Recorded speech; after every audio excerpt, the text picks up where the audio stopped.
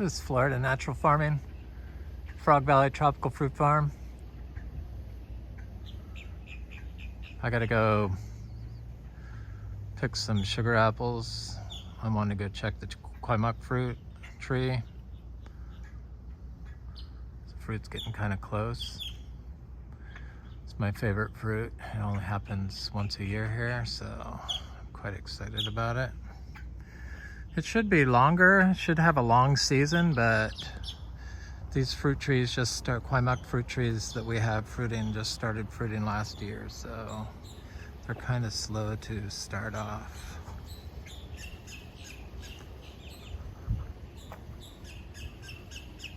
It's been really dry here still. The pond is completely dry. I could walk across it probably if I had rubber boots. Everything looks okay. The mango trees don't mind. They're budding out, in fact, so that's good. We're supposed to get rain today, but never in my wildest dream did I think that it would be this dry here this time of year.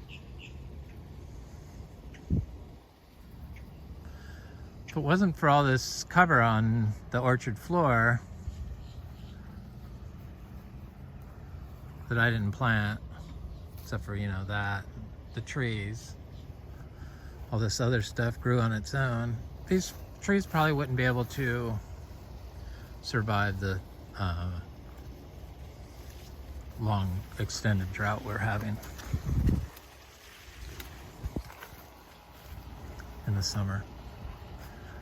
This mango tree is just 2 years from a small 3-gallon, and it's 15 feet easily. It's never been watered. I'm looking at this Kwai Muk tree here. This is our grafted tree. We have a seed-grown tree that I've had for 10 years that fruited for the first time last year, one fruit. It's different than this Kwai Muk. We have two different types, I guess. They came from two different places, but I can see the fruit in there hanging on the tree. It's getting big. Fruits last year were mostly round, but I see some strange shaped fruit in there. Hello, I'm gonna eat you soon. This tree flowers for several months, but it's kind of finicky. So if it's drought and then it rains a lot, it'll drop a lot of the fruit. It's been flowering for, this grafted tree has been flowering for 4 years now. This is the 4th year it's flowered. The 2nd year it's fruited. It started fruiting last year. Yep. They're getting closer. Okay, where'd those other ones go? There's a bunch in here.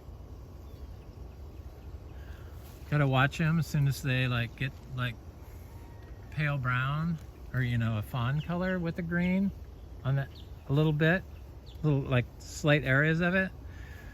Then you can pick them and ripen them on your counter, and they're like little miniature jackfruits, except for you can eat the whole thing, and they got a little tart flavor to them. Really good. My mouth's watering thinking of them.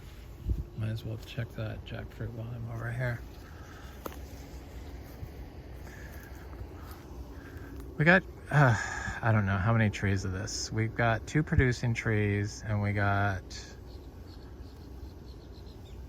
a bunch of seed grown trees. Now, at least 6 that I know that are doing well. Dry farmed like everything else. Such a relief in stress to not have to worry about water. So here's the pond. You can see it's dry.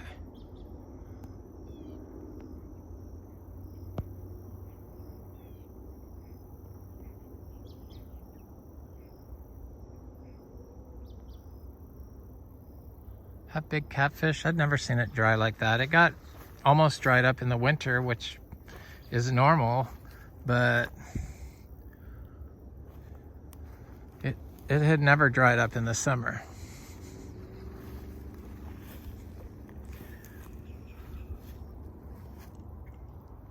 Very strange.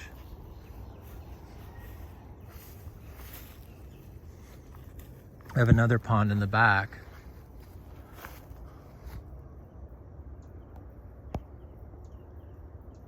That's sugar apple seedling from one of our trees here, chewy sugar apples. Another pond in the back that's very low, but it's not dried up. It's never dried up. It's still got water and it's deeper. So this is jackfruit that's not ready yet.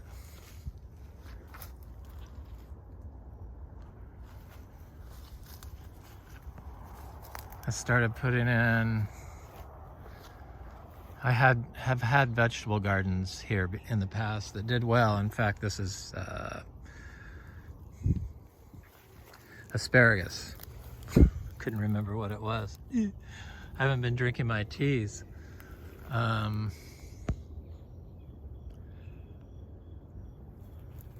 That's just hay from the barn. Boy, that torch ginger I should not have divided it when it was so dry. But it's hanging in there. I see some new growth coming out on it. And a lot of the divisions I did of it, they look like they've dried out, so wasn't a complete success. I've never had that happen with those. Sorry, I always talk about the Noclea latifolia, the African peach. It's the one that the fruit looks really and sounds really delicious, and it's supposed to be like a giant strawberry. And when cattle are fed the leaves and the fruit and the stems of that tree, they excrete tramadol.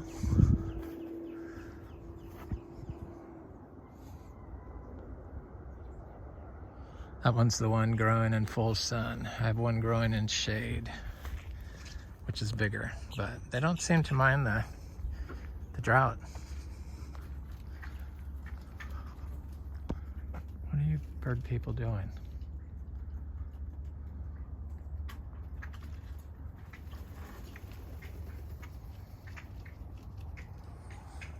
I love birds. So I'm gonna go get my little container to harvest sugar apple fruit before I go up there. I was just looking at these Vanda orchids. These things, none of these orchids do you have to fertilize or water in Florida if you grow them on like a shrub like this, Brugmansia. This one continuously blooms year-round, and it's scented. The yellow ones are scented, of the Vanda orchids, and they do really well. This is a purple one getting ready to open. The roots are cool. Very, very cool.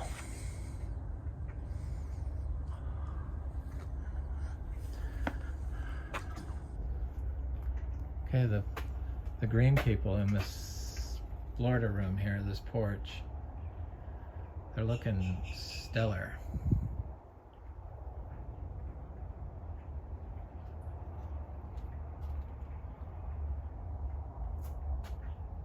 With that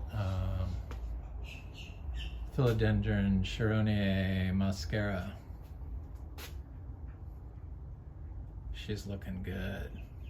I think I'm gonna let them grow up the wall here, but I haven't decided. It's wood, it's outside.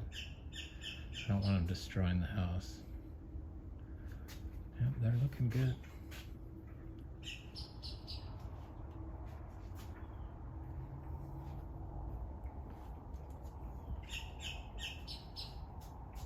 I'm obsessed with these, of course. So I got some new ones.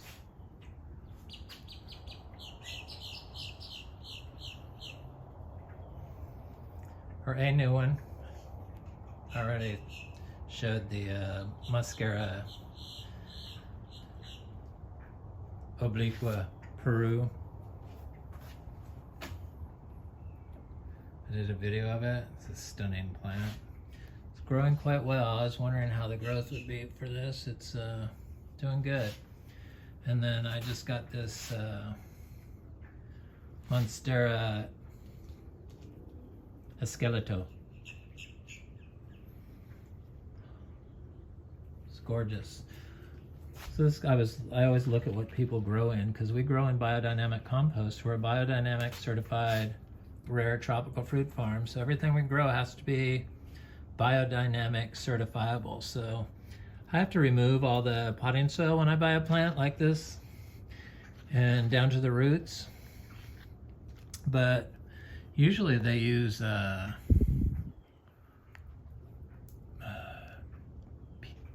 cocoa peat, that cocoa stuff. It's horrible. It's the worst thing. My plants eat or my property eats plants that are in that stuff. But this is looks like orchid bark, and you know, those little calcium rocks. But I have to throw all that away because we grow in biodynamic compost. And then I put this was the last plant I bought. I put him in the biodynamic compost we make. It's a thermophilic compost, or it's not, it's a non-thermophilic compost. It's a static pile compost, excuse me. And I just put the biodynamic preps in it, and I bokashi rare tropical fruit from here into it.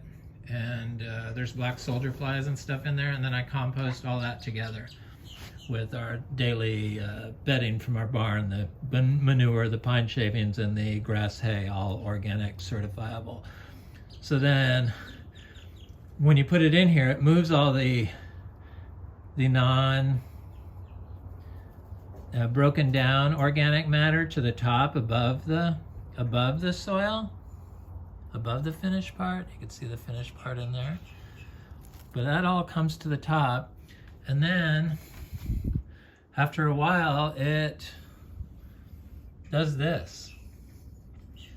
It creates soil aggregation, and that's really what you want. A lot of people think that the compost is like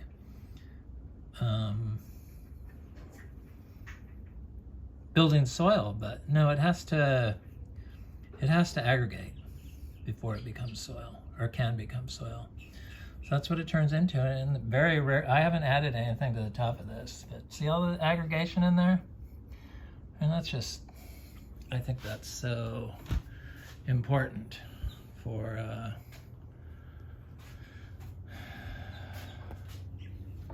everything. It's the secret. All of the, obviously everything grows in here in the biodynamic compost. So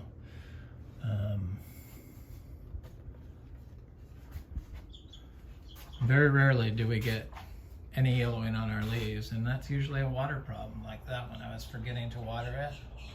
It was in the back. It's the meme, philodendron meme. I'm going as a climber, and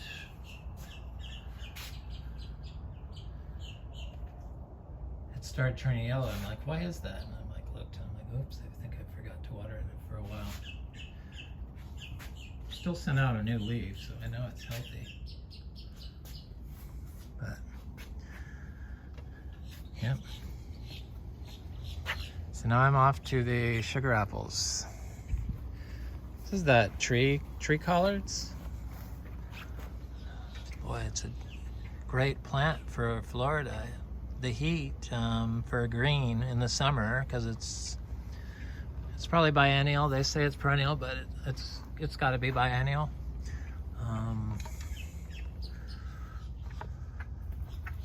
I've had them before. They lasted 2 years. I did not stay up on it. I love them.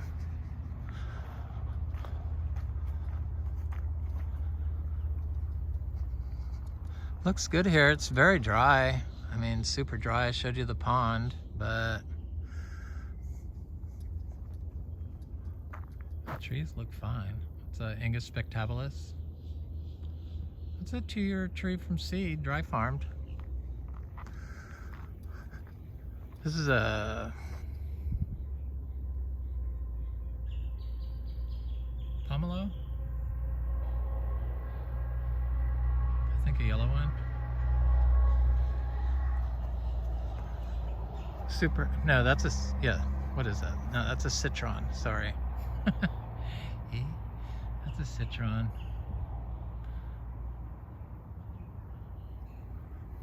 Another nice citrus. The best citrus I think I have, because I like to make teas out of the leaves, is a citrus that we grew from seed from our tree at our other property. The leaves are just so much stronger than all the others. Maybe it's because they're older now, because they're the oldest citrus here. It's the first one I started growing here. It's the one we have most of. I make lemons, consistently delicious lemons. Lots of them. So I planted a lot of those trees here, but I'm looking at these sugar apples along the driveway here. These sugar apples along the driveway have never been the best producers, but they produce. The red ones don't produce as good as the green ones. But I was looking at this ginger. Look at the ginger. It's like, it's really taken a hit from this drought. So this has always been lush, green, thick. Never, ever. But it's good, because it's like putting free carbon into the soil when it does that. And I got these achacha trees. Look at that achacha tree. At every sugar apple. Most every sugar apple. I think there's a couple where they didn't come up. And then there's mangoes here. This is going to be a super thick hedge. Achachas can produce in full shade, supposedly. I don't know why that wouldn't be true. Here. But yeah, the ginger, it's like, the mangoes are sending off new growth. It's good. I don't seem to mind the drought so much. So here's some sugar apples over here. But they're not ready. So the sugar apple season has been really long. It's extended our selling months by a lot. Because we've been kind of selling continuously now for a few months, and we'd never done that before. Or, you know, like more than 4 months. We were getting fruit to eat, but it wasn't like in huge quantities, or if it was fruit, it was fruit that people really don't want to buy, like guavas. But I'm looking at this lemon. That's one of these lemon trees. It's just so loaded with fruit. And this is a 4-year-old, these are 4-year-old trees from seed. They'll be 5 in January from our fruit. The ginger looks fine.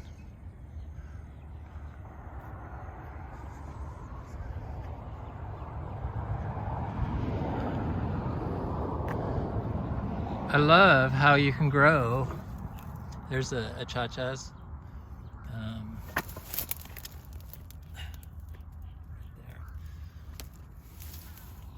They've only been in the ground a year. Don't judge them too harshly. Some of them are big, some of them aren't. They take 10 years to produce anyway, so can't really rush the achacha from seed. There's a better view of the lemons. There's quite a bit of black sapote in this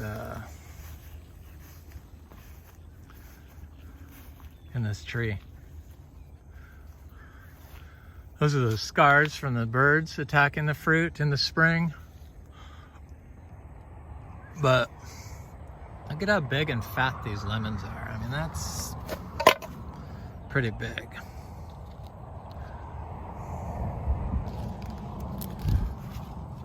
There's the black Jakfruit coming on strong.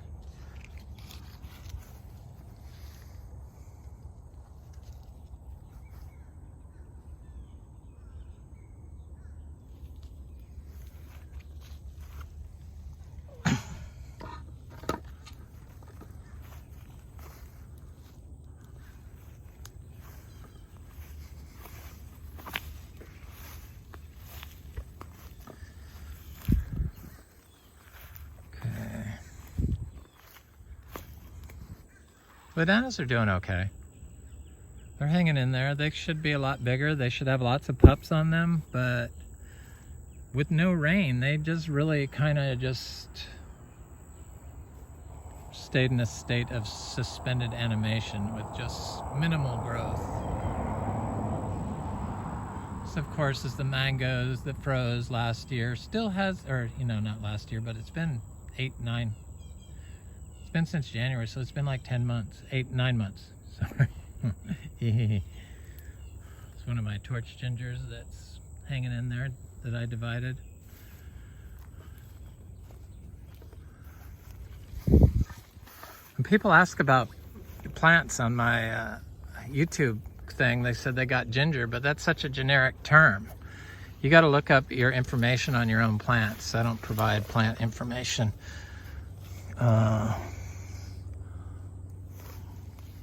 That way it's just way too much to do something like that. We have a lot of sugar apples still, and they look really good. I realize with the sugar apples is the older the tree gets, the better it gets.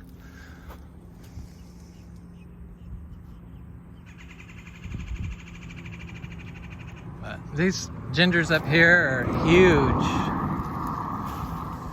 And they probably needed to get, this is a delicious Priestley Atemoya. It is so freaking good. Oh my God. Never eat a sugar apple again. I mean, sugar apples are good, but the Priestley Atemoya is divine. I sat and ate 4 of them the other day. It was just, it's like, I couldn't stop. Oh, there's lots of sugar apples.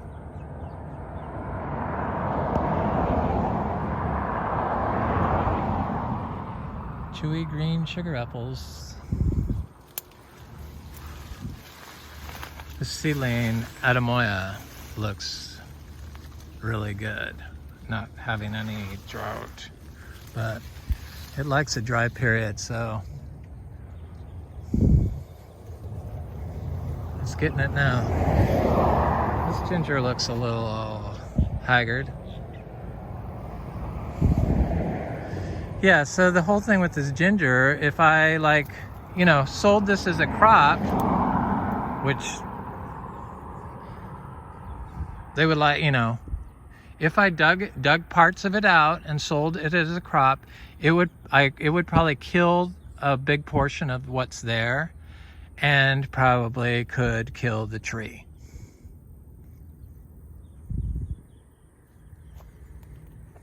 During the drought.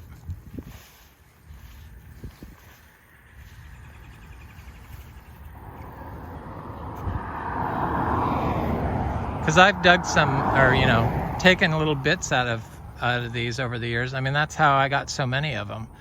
And those sections that I did that to always struggled afterwards. And this is a 6-year-old ginger, 5-year-old, 6-year-old ginger, probably 5-year-old. This one dried up. This is next to this Ilama tree. That looks like a fruit that's setting so far.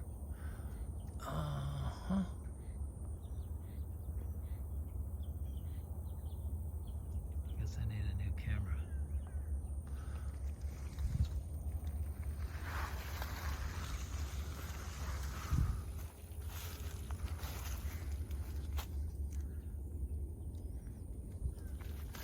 And then need to do chop and drop here because we have it just does it by itself in Florida. The plants show up by themselves in Florida. All this stuff shows up. I didn't plant any of it. Just the tropical fruit trees and the ginger. I'm supposed to be looking for sugar apples. I got distracted. The ginger. There's a lot of sugar apples. Trees just keep on giving and giving. Yeah, I see some fruit that needs to be picked, perhaps. Oh yeah. So the other side gives too, so I missed that one.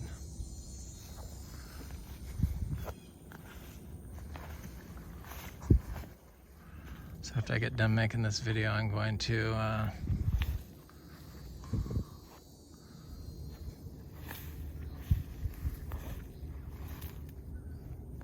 walk down here and pick these. But there's so much fruit still on these trees, and I've seen flowers. These are little tiny fruit that just set. I see flowers on them. The trees looked so happy during this drought. It's an Atemoya tree. It's looking good. Okay, here's some fruit.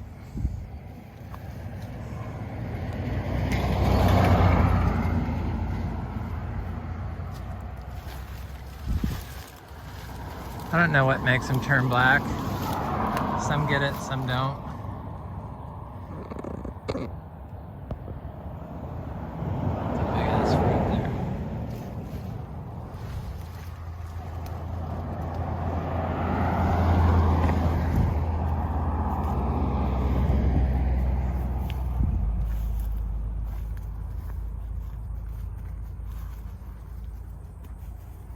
I thought I had another alama tree in here. Where is it?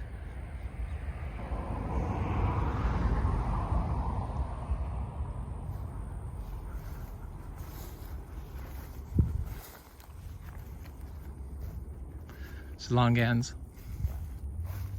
And the pigeon peas. Somebody stopped by twice now about the pigeon peas.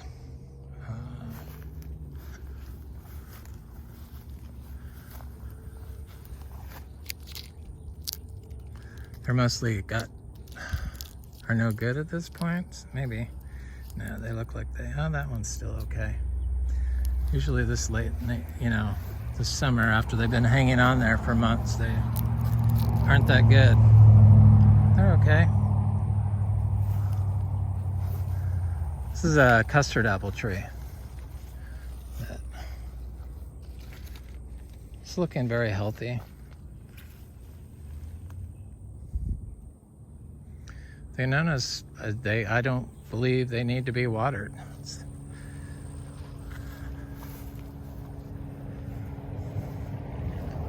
Obviously, I don't believe anything needs to be watered.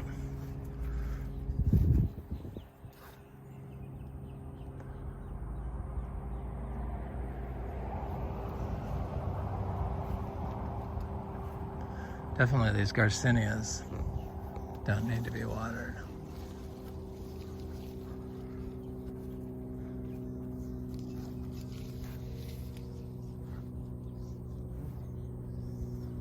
It's an Ingus spectabilis, seed grown. I think it's about 2 years old, same age as that other one.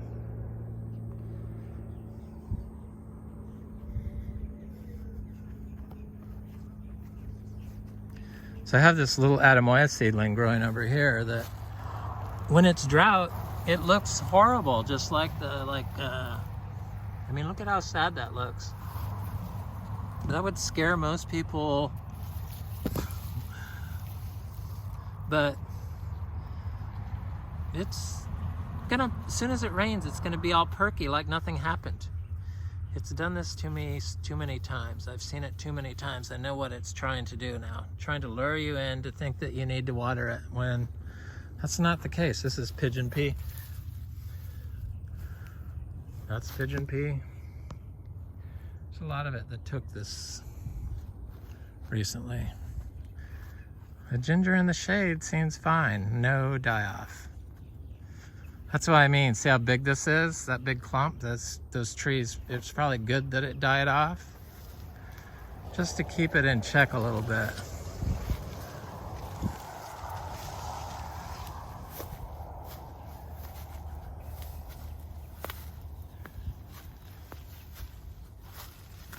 Look at these Garcinias, because I have some Garcinia seedlings down here. I got Garcinia macrophylla.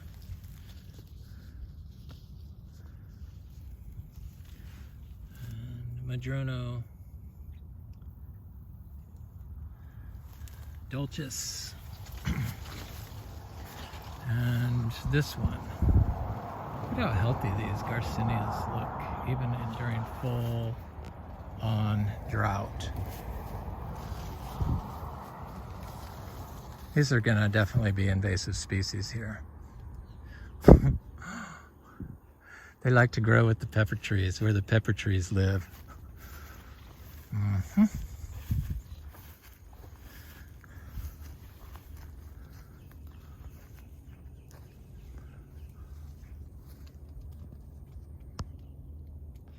It's kind of what we specialize in here is the Garcinias. We got like 10 different species of those, and I think this is a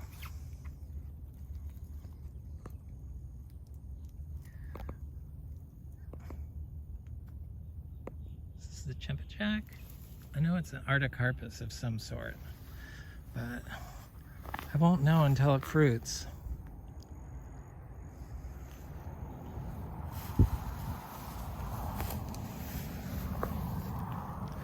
I saw a little achacha while I was walking through here, because with the drought, the grass is like died back a little bit. You know, all this stuff. So I was walking through here and I planted achachas through here, but of course now, oh, there it is right there. It's got new leaves on it too. Right here. It's direct sown achacha arrow. A year in the ground. A little longer than a year, I guess. Yeah. But between 1 and 2 years for that one.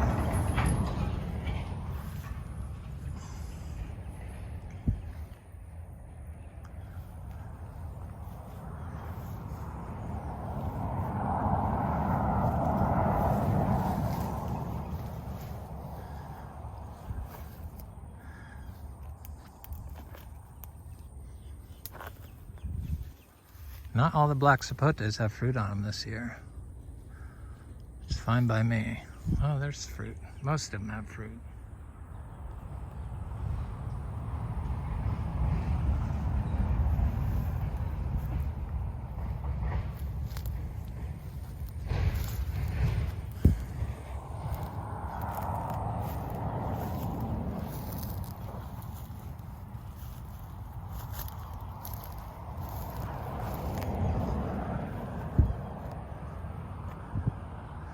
That ginger is huge. Or not ginger, sugar cane. Yeah.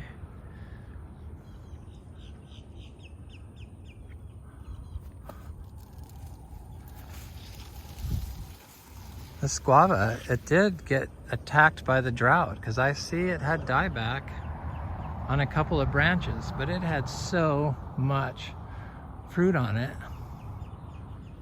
It was crazy. I don't want it to die. It still has fruit on it. Oh.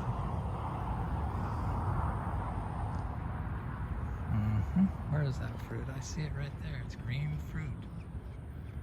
This is an achachiro. I don't, you know, those for sure are going to be invasive species here also. They just grow too well. I guess that's why all this stuff could probably become invasive species in Florida. in the areas that the pepper trees grow, but there's so few of those areas left. So they done glyphosated and burned everything up.